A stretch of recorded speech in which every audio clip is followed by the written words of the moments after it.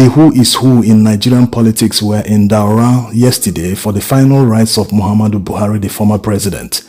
As you can see from ATIKU Abubakar's face, he was so stressed out from the running around. This is not in any way trying to mock or throw a jab at ATIKU Abubakar, no. It's a natural process. Everyone must age. The only time a problem arises is when someone at his age, someone that is up to 78 years, tries to do the job of a 50-year-old. You don't expect someone at his age to run a marathon, no. Marathon is meant for young people in their teens, in their 20s, 30s, and maybe 40s. So if you truly care about Nigeria, if you're not an accidental lover of Nigeria, you're not an accidental patriot, you must care about the people you want to vote to take charge of Nigeria. Yes, if you truly care about Nigeria, you must investigate. You must try to find out what they are going to do. Are they fit enough for the office? Are they capable of running around, being to 3 places in Nigeria in the same day? Are they capable of doing that? These are the things genuine patriots should ask. Think of it like you are as rich as Dangote and you want to hire someone to be the CEO of one of Dangote's companies. So how are you going to hire the person? What will qualify that person? Are you going to hire someone that is too old, or are you going to hire someone that is young, that can wake up at 5 a.m. and work till 6 p.m. every day, that will be ready to do anything to give his 100% for the company to survive? So these are the issues. If you are truly a genuine patriot, you must make sure that you choose the right person. Remember, Nigerians already made mistake in 2015. Yes, Nigerians voted a 72-year-old Muhammadu Buhari at the time, and he spent nearly 2 years out of his 8-year tenure in hospital. Yes, if you calculate all the days he was absent, he was taking care of his health in foreign hospitals, it might be up to 2 years or more. So you can imagine, those lost 2 years, he should have spent it to solve all the problems Nigerians were facing at the time, but he wasn't even there. He was fighting for his own life. So Nigerians made that mistake in 2015, and in 2023, many still voted for someone above 70 years old. And the past 2 years he's been in power, he has visited foreign hospitals several times, uncountable times. In fact, these days, he no longer announces it. The other time he visited St. Lucia, saying he was going on holiday. From there he would go to Brazil for the BRICS summit, and the BRICS summit ended, he disappeared for 5 days before reappearing in Nigeria. So where did he go? Maybe he took a trip to another hospital. So all the time they waste visiting hospitals, taking care of their health, is the time they should have used to solve all the numerous problems Nigerians are facing. So who is losing? Who is not getting his money's worth? Obviously, Nigerians are at the receiving end, while the old men they continue to elect to offices see the presidency as a health insurance. Yes, all the thousands or millions of dollars they spend in estacodes taking care of themselves in foreign hospitals, Nigerians pay for them. These are not even budgeted. They just dip their hands and take money without accounting for it. The president must survive. He must be alive to govern. So if the hospital bills them $2 million, Nigerians will pay for it. So you can see the time they are supposed to spend in solving our problems, they spend it in foreign hospitals, not even in Nigeria, because they are supposed to build hospitals that can compete with foreign ones so that all that foreign exchange will remain in Nigeria. But no. They don't even trust the country they preside over, not to talk of their numerous aides. They don't trust the ministers, they don't trust the security agencies, they don't trust their bodyguards. So if they don't trust people around them, how are they going to trust doctors and other medical practitioners who are supposed to take care of them in Nigeria?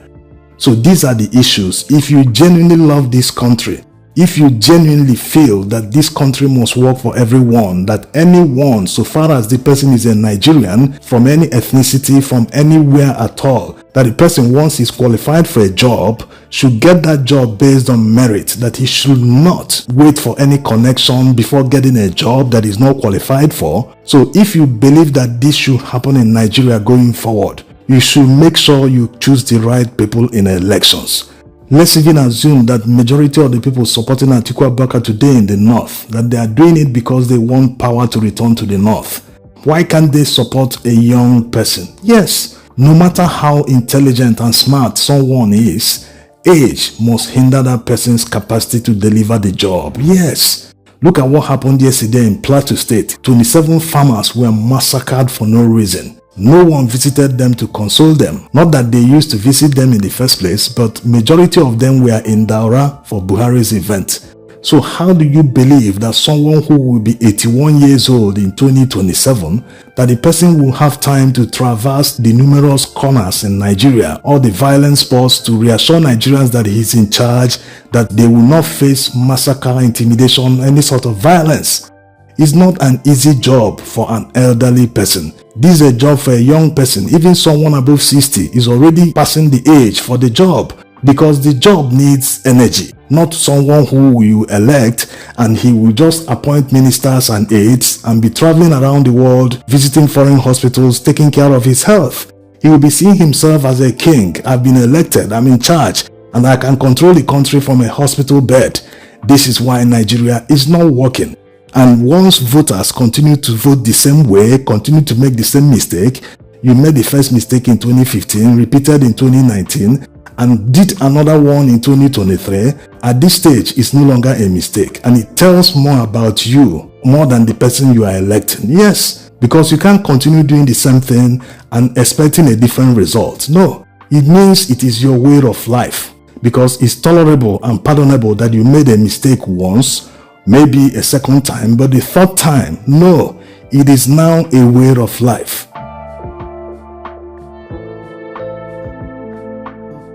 Now, ATIKU Abubakar has resigned from PDP. This will be the third time he's resigning from the PDP. By the way, he's among the founding fathers of PDP in 1998. But he resigned in 2007 in order to contest the presidential election against Yaradua. He lost that election, obviously, and he came back to PDP under Goodluck Jonathan's administration. In 2015, he insisted he must contest. He told Goodluck Jonathan point blank that he shouldn't contest, that power should go back to the north. Because of that, he joined the APC, expecting to win the presidential primaries, but Buhari won, followed by Kwankwaso and then ATIKU Abubakar. He stayed in APC for about a year or two and went back to PDP. He contested the 2019 presidential election. Of course, he lost. And he has been in PDP all that time. But now he has tendered his resignation once more for the third time because he's moving to ADC, where he hopes to contest the presidential election in 2027. The reason ATIKU Abubakar resigned from PDP is very clear. This is the first time in his political career that he is not able to commandeer the entire party structure and members to support him. Yes, he has lost control of PDP. Nearly all the governors in PDP, including the one from his state, Adamawa, they are against the candidacy of ATIKU Abubakar. In fact, many are openly declaring support for Tinubu instead of ATIKU Abubakar, who is a member of their party. So it is that bad for ATIKU Abubakar. It is no longer about money or dollars, buying delegates. No.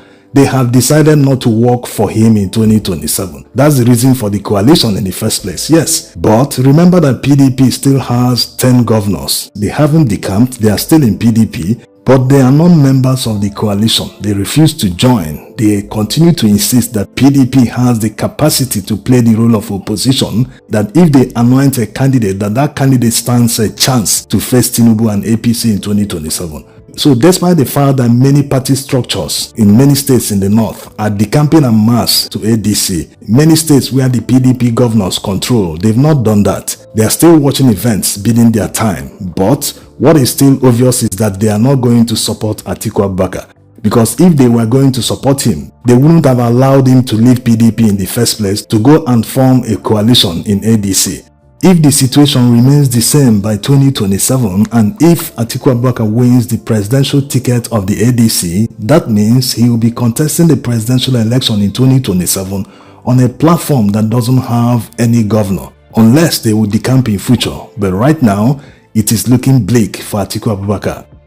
This is because if they truly want to unite the entire opposition against APC in 2027, why is PDP and their 10 governors not part of the coalition? Yes, we know that PDP is losing relevance as the day goes by. Even some of their governors are jumping ship and decamping to APC. but they can still contribute even if it's 1 million votes to the coalition in 2027. That is obviously better than nothing. And also, why is someone like Kwankwaso not part of the coalition? So if you look critically at the whole thing, you will see that the reason they are not part of the coalition is because of one man.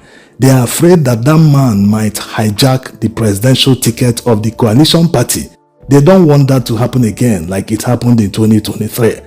So for all the people supporting ATIKU Abubakar for one reason or the other, know one thing: if you vote in an elderly man in 2027 and he wins the election, he will spend most of his time in foreign hospitals taking care of his health. Just like the other two before him, he will do the same thing because age is universal. If the man is old already, his health must be failing. That's the reality. So don't come back and start crying after 2027 like many are crying today, saying this wasn't what they thought would happen. If you vote in an elderly man, the man will take care of himself instead of solving all the numerous problems facing Nigeria. Thanks for watching.